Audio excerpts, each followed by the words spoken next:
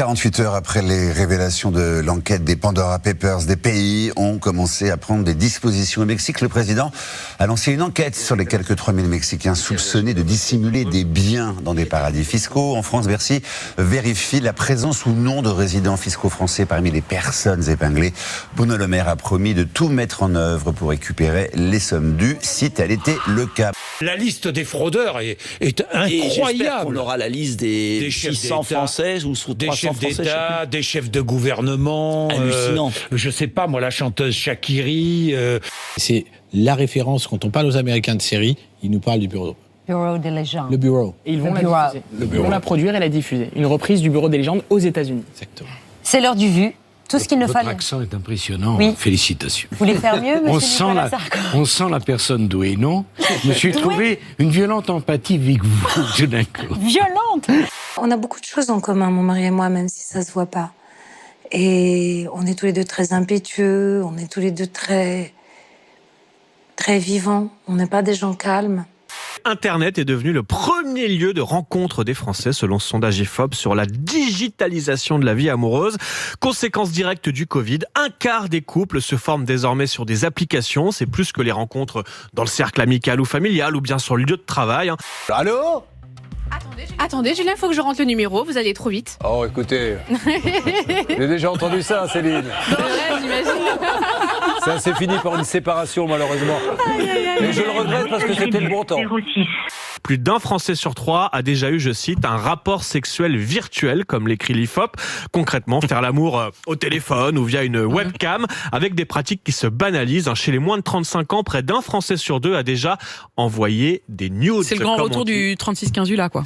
Ouais, alors version 2.0. Oui, mais oui, c'est un peu ça. Non, mais l'amour au téléphone, ça existe depuis longtemps quand même. Il n'y a pas intérêt en tout cas à ce que tous les WhatsApp et tous les sites tombent en panne.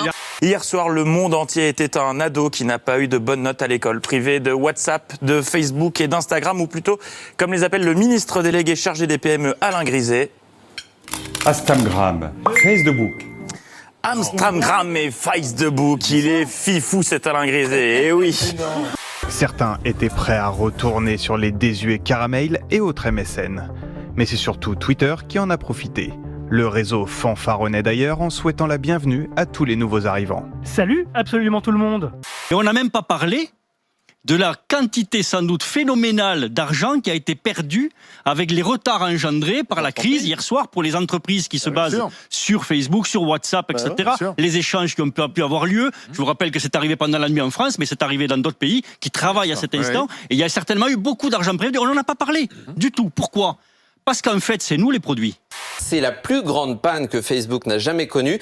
Elle aura fait perdre 7 milliards de dollars en bourse à Facebook. De cette panne, heureusement, les internautes ont gardé le sourire. Et la meilleure des solutions, c'est peut-être celle de Julie, celle de retourner à MSN.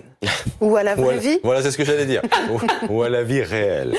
On est dans un monde quand même, tous les jours, on se dit waouh, waouh, waouh. On est dans un monde quand même. Tous les jours, on se dit waouh, waouh, waouh. Un constat aussi vrai que fort. C'est ça le monde est complexe. Nous, on est un peu binaire. On est un peu blanc et noir. Donc c'est pas bien. Le monde est complexe.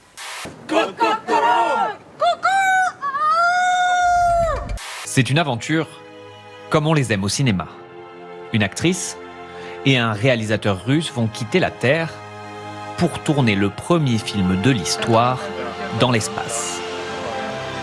Après un vol en compagnie d'un cosmonaute aguerri, ils passeront 12 jours dans la station spatiale internationale pour y jouer les scènes en apesanteur. C'est un honneur de te donner, Thomas Pesquet, la clé de la station spatiale internationale. The key to the International Space Station. C'est au cours d'une cérémonie symbolique que sa nouvelle mission prestigieuse lui a été attribuée. En devenant commandant de l'ISS, Thomas Pesquet devient responsable des 6 autres membres avec qui il séjourne actuellement. 3 Américains, 2 Russes, 1 Japonais. Il devient aussi le premier astronaute français à prendre le commandement de l'ISS. Lorsque Mathieu va au restaurant, donc souvent dans Paris, des beaux restaurants parce que Mathieu a beaucoup de goût comme on le sait. Ouais. À la fin, quand il a terminé de manger, il rote et il dit Ramna. Qu'est-ce qu'il dit au serveur? C'est honteux. Il dit je suis Mathieu Delormeau. Il dit est-ce que je vous dois quelque chose? Non, mais arrêtez. Julien Courbet à l'appareil, nous sommes en direct sur RTL M6. Monsieur Gauti, je voulais juste vous dire que Corinne nous a envoyé ses relevés d'identité, ses relevés bancaires, il n'y a pas le virement. Monsieur Julien Courbet, en fait, donc déjà bonjour. Oui, bonjour. Je pense, en fait, les règles de bienséance, en fait, donc nous obligent. Vous avez raison, monsieur Gauthier. Pour quelqu'un qui m'a dit d'aller mettre un procès au cul, vous avez raison, il faut rester. Non, je parle pas. Si, c'est ce que vous avez dit à Bernard, monsieur. Non, mais peu importe. Écoutez, écoutez, en fait, donc c'est pas parce que vous le dites, ça veut dire que forcément que j'ai tort. Selon vous, Sylvain, qui vous ment régulièrement? Les médias. Ah, possible, les médias. En général. On est manipulé par la sphère médiatique. On sait tous qu'elle est plate, cette foutue planète bleue. Alors, contrairement à vous, j'ai un vrai métier, monsieur. C'est vrai. Je vais vous laisser parce que j'ai déjà un débat. Et alors, on a aussi un boulanger qui nous dit il a raccroché. Voilà, c'est monsieur El Gaouti. Vous savez qui vous aime oui, fort, oui. hein. Cela dit, bébé, le coup du restaurant, je te jure, une fois sur 3. Non, ça marche. À chaque fois, je lui dis, est-ce que je dois quelque chose? C'est Ah, ça va, il est un petit peu gêné, il se dit, merde.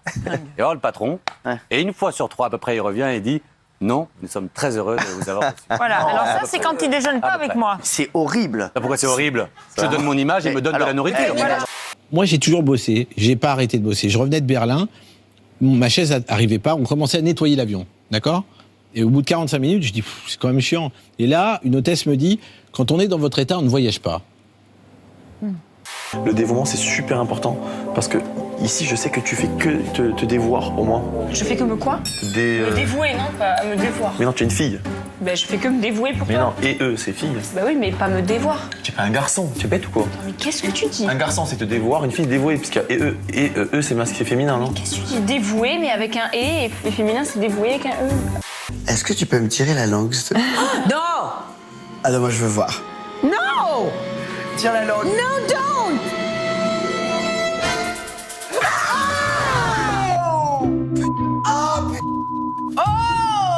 Zabou, vous avez le mot de la fin. J'ai le mot de la fin? Qu'est-ce que je dois dire? À qui je dois parler? À Sébastien. Seb? Mais Seb, il me regarde pas. Il tient la caméra, c'est les téléspectateurs qui vous regardent. Ça s'appelle la télévision. C'est très... Alors, le mot de la fin, ça sera asperge.